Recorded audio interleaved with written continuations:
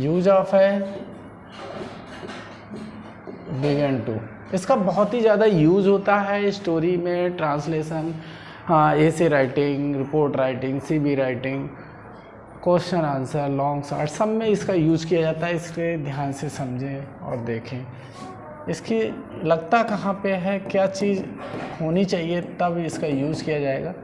जब वाक्य के अंदर लगा, लगी, लगे आए, या प्रारंभ किया या आरंभ किया ये आ जाए।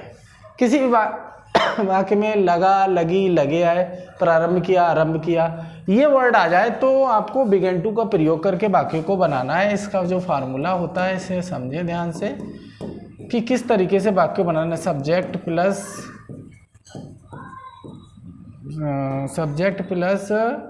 Begin to plus first form plus other word. देखिए ये टू इन्फिनेटिव होता है। टू इन्फिनेटिव, इस फॉर्म को इन्फिनेटिव फॉर्म कहते हैं। जब जहाँ पर भी इस टाइप की पोजीशन मिले तो that is called infinitive form. Infinitive form बोला जाता है इसको। अगर कहीं पे आईएनजी फॉर्म मिलती है तो इसको बोला जाता है जीरेंट फॉर्म। इसको बोला जाता है जीरेंट फॉर्म। तो बाकी किस तरीके से होगा इसको समझें।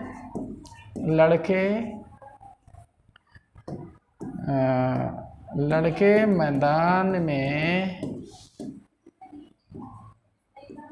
मैच खेलने लगे। जैसे जो वाक्य है लड़के मैदान में मैच खेलने लगे, तो इसको कैसे ट्रांसलेट करेंगे इसको ध्यान से समझेंगे।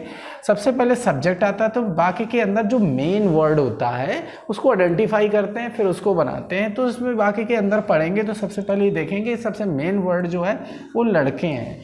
तो लड़के आपका सब्जेक्ट बन जाएगा। जब हिंदी से इंग्लिश बनाते हैं तो सबसे पहले मेन शब्द की अंग्रेजी लगाते हैं, फिर उल्टी तरफ से बनाते हुए इधर के लिए आते हैं। अब जैसे इसको बनाएंगे तो सबसे पहले लिखेंगे द बॉयज़। अगर बॉयज़ को स्मॉल लेटर में लिखेंगे तो लगाएंगे द, और अगर आप कैपिटल लेटर में बॉयज़ को कर दें तो बी बढ़ा दें तो द की ज़रूरत नहीं होती है। तो ऐसे करके लिख सकते हैं। फिर लगे की लगाएंगे, लगे की सब पता ही होगी, बिगेन टू लगेगी। द बॉयज़ या boys begin to play, begin to play, और फिर match, begin to play match, और अपने मैदान में, तो इन द फील्ड। तो इस तरीके से इसको बनाएंगे। जैसे वह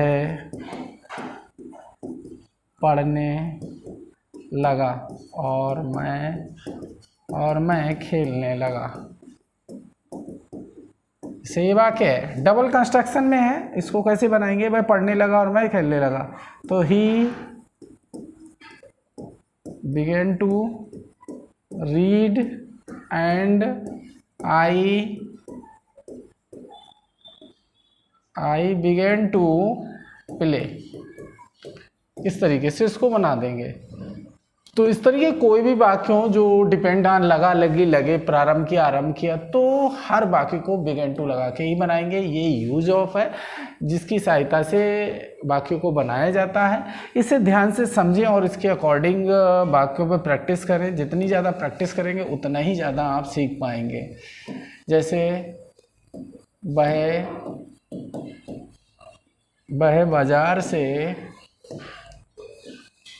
बाजार से इन चीज़ों को रोज़ खरीदने लगा। वह बाजार से इन चीज़ों को रोज़ खरीदने लगा। तो इसमें मेन वर्ड देखो वह है तो ही लगाएंगे, फिर लगा की लगाएंगे, तो ही बिगेन टू। तो देखो इजीली वाक्य को कंस्ट्रक्ट करते हुए बनाते चले जाना है। बहुत से बच्चे कंफ्यूज होते हैं कि कहाँ पे सब्जेक्ट होता है, कहाँ पे वर्ब होती है। तो जो मेन शब्द होता है वो सब्जेक्ट होता है, फिर लास्ट शब्द में जो चीज़ आती है वो होती है वर्ब। तो ही बह की हो गई, लगा कि बिगेन टू हो गई, वर्ब हो गई खरीदने की, तो यहाँ पे लगेगा ही बिगेन टू बाय, और इन चीज़ों की लगाओगे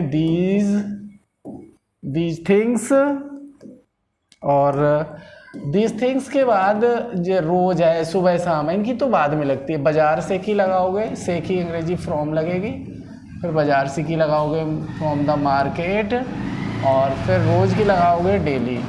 तो इस तरीके से देखो, बड़ा इजीली तरीके से वाक्य को धीरे धीरे बनाते चले जाना, तो ऐसे ट्रांसलेशन सीख जाओगे। Translation is the base of all English creation.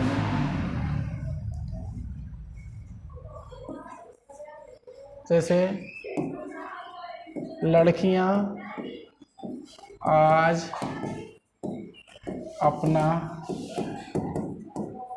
पाठ्यक्रम तैयार करने लगी। जैसे ये वाक्य, लड़कियां आज अपना पाठ्यक्रम तैयार करने लगी, तो इस वाक्य को कैसे बनाएंगे? इसमें देखिए मेन वर्ड क्या है, लड़कियां हैं, तो इसको लिखेंगे द गर्ल्स, और इसको ऐसे करके लिखेंगे, जी बड़ी बना दी, और अगर कैपिटल लेटर जी बनाएंगे तो दा की जरूर नहीं बने, स्मॉल लेटर जी बनाएंगे तो दा लगाएंगे, फिर लगी की लगाएंगे,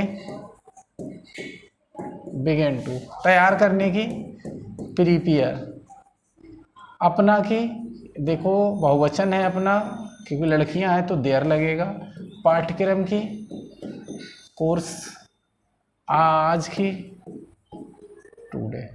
देखो इस तरीके से वाक्य बड़े इजीली बनते चले जाएंगे, कोई दिक्कत नहीं होगी, और आसानी से बनाते चले जाना है। इसमें देखना ही नहीं है, सिर्फ यूज पता हो कि what is the use of begin to, कैसे इसको प्रयोग करते हैं और कहाँ पे इसका यूज़ करते हैं, किन चीज़ों के लिए इसका यूज़ किया जाता है, इसको समझना ज़रूरी है, और इसको ही समझेंगे और बाकी को फटाफट बनाएंगे।